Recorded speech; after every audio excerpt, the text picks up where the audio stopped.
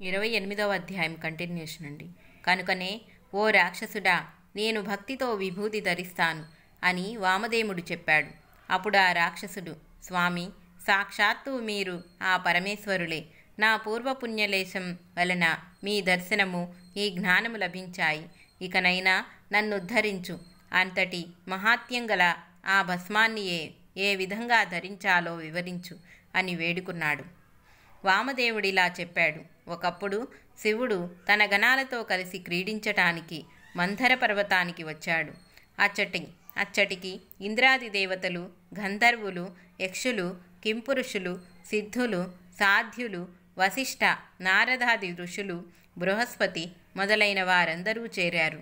అప్పుడు వారి మధ్య సింహాసనం మీద శివుడు కూర్చున్నాడు. కర్పూర కాంతి గల దేహంతో, జడలు, నాగాభరణాలు, చంద్రవంక, సకలాయుధాలు ధరించిన ఆయన ఎర్రటి వస్త్రాలు ధరించియున్నాడు. అప్పుడు ఆ సభలో నుండి సనత్కుమారుడు లేచి నమస్కరించి, స్వామి, లోకుల పాపాలు తొలగించి వారికి సులభంగా ముక్తినివ్వగల ఉపాయమేదైనా చెప్పవలసింది అని ప్రార్థించాడు. అప్పుడు ఆ పరమశివుడు ఇలా బోధించాడు. సులభంగా 4 పురుషార్థాలను ప్రసాదించగలది భస్మంతో త్రిపురుండాలు ధరించటం. భస్మం కోసమని సంకల్పించి గోమయం, ఆవుపేడ సేకరించి దానితో హోమం చేయాలి. అలా చేయగా వచ్చిన భస్మాన్ని సద్యోజాతం అనే మంత్రంతో చేతిలోకి తీసుకుని అగ్నిరీత్యా అనే మంత్రంతో అభిమంత్రించి మానసోక్త అనే మంత్రం చదువుతూ దానిని బొటిన వేలుతో నలిపి త్రయంబకం అని చెబుతూ శిరస్సున ధరించాలి. తర్వాత త్రయాయుషం జమదగ్నే అనే మంత్రాలతో త్రిపుండ్రాలు ధరించాలి. ఆ మూడింటిలో ఏ రేఖ కూడా కనుబొమ్మ కొసల దాటకూడదు. ఆ రేఖలతో మొదటిది, చివరిది, మధ్యమ, అనామిక అనే వేళ్లతో అద్దుకున్నాక అప్పుడు బొటన వేలుతో కుడివైపు నుండి ఎడమ పక్కకి మధ్యరేఖ దిద్దుకోవాలి. వీటిలో మొదటి రేఖకు అకారము, వర్ణము, గర్హ, పత్యాగ్ని, భూతత్వం, రజోగుణం, ఋగ్వేదం, క్రియాశక్తి, ప్రాతఃసదనము, బ్రహ్మదేవత. రెండవ రేఖకు ఉకారము, వర్ణము, దక్షిణాగ్ని, ఆకాశతత్వం, యజుర్వేదం, మాధ్యందిన సవనములకు సంకేతము, ఇచ్ఛాశక్తి, విష్ణుదేవతలకు చిహ్నం.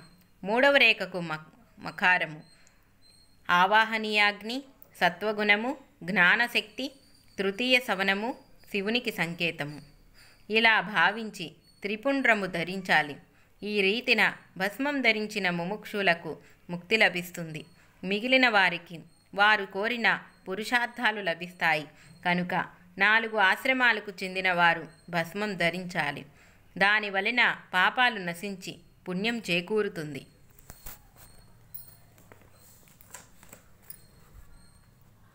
ఈ విధానం తెలియకపోయినా సంపూర్ణమైన విశ్వాసంతో భస్మం ధరించినా చాలు, పాపాలన్నీ నశిస్తాయి. భూమిపైనున్న తీర్థాలన్నింటిలో స్నానం చేసినంతటి పుణ్యము, మంత్రాలన్నీ అనుష్ఠానం చేసిన ఫలితము లభించడమే గాక ఇతరులకు కూడా ఉత్తమ గతి లభిస్తుంది. వ్యాధి భయం తొలగి దీర్ఘాయువు, ఐశ్వర్యము, జ్ఞానము లభిస్తాయి అని శివుడు చెప్పాడు. కనుక ఓ రాక్షసుడా, ఈ భస్మం వల్లనే నీకెట్టి జ్ఞానం కలిగింది అని చెప్పి కొంచెం భస్మం మంత్రించి వామదేవ మహర్షి ఆ రాక్షసుడికి ప్రసాదించాడు. దానిని ధరించి ఆ రాక్షసుడు ముక్షువై మహర్షికి ప్రదక్షిణం నమస్కారం చేసి స్వర్గానికి వెళ్ళిపోయాడు. వామదేవుడు త్రిమూర్తావతారము, జీవులను ఉద్ధరించటానికి మానవాకృతిలో భూమిపై సంచరిస్తుంటాడు. ఈ భస్మ మహిమ గురించి శౌనకాది ఋషులకు, సూత మహామునికి కూడా చెప్పాడు. శ్రీగురుడు వివరించి చెప్పిన భస్మ మహిమ గురించి విని త్రివిక్రమ భారతి ఆయనకు నమస్కరించి తన ఆశ్రమానికి వెళ్ళిపోయాడు. శ్రీ దత్తాయ గురవే నమః. శ్రీ శ్రీపాద శ్రీవల్లభాయ నమః. శ్రీ నృసింహ సరస్వత్యై నమః.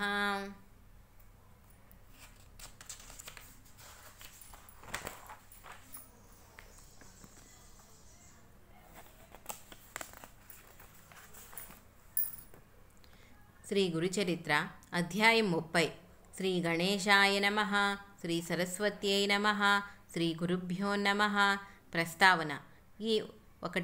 ఈ అధ్యాయాలలో 30, 31, 32 గోపీనాథునికి దత్తానుగ్రహంతో జన్మించిన కుమారుడు యవ్వనంలో క్షయవ్యాధితో మరణించి తిరిగి శ్రీగురుని అనుగ్రహంతో బతకటం చెబుతుంది.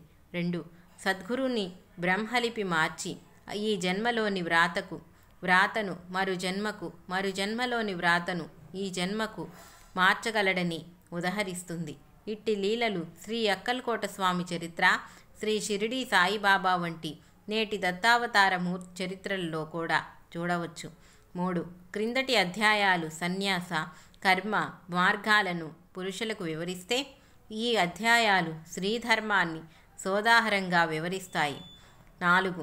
ఈ అధ్యాయాల్లో తెలిపిన అనేక అంశాలను సావిత్రి యొక్క ఆచరణ కూడా తెలుపుతుందని గమనించాలి.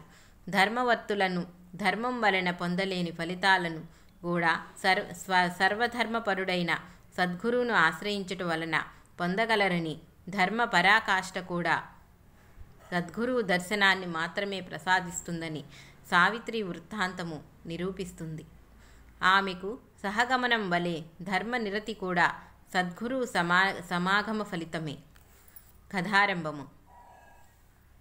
నామధారకుడు.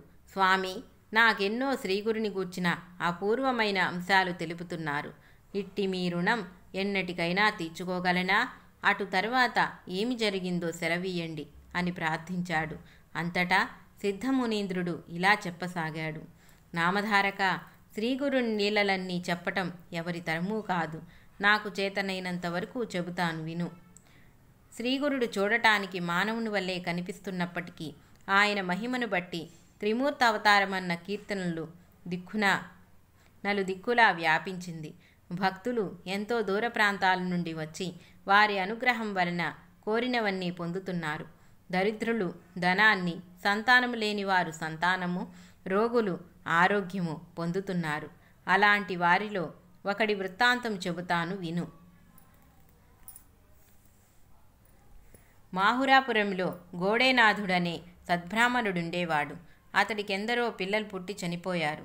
ఆ దుఃఖం భరించలేక ఆ దంపతులు శ్రీ దత్తాత్రేయ స్వామిని నిష్టగా పూజించారు. ఆ స్వామి అనుగ్రహం వలన కొంతకాలానికి వారికొక చక్కటి మగబిడ్డ కలిగాడు. అతనికి దత్తాత్రేయుడని పేరు పెట్టుకున్నారు. అల్లారుముద్దుగా పెరిగిన ఆ పిల్లవానికి 5వ ఏటనే ఉపనయనం చేశారు.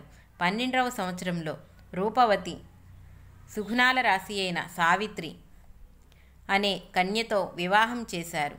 ఆ దంపతులు సుగుణాలలోనూ సౌందర్యంలోనూ సమానులై రతి మన్మధుని వలె సుఖిస్తూ ధర్మతత్పరులై పరస్పర ప్రేమానురాగాలతో ఉత్తమ గృహస్థ జీవితాన్ని గడుపుతుండేవారు.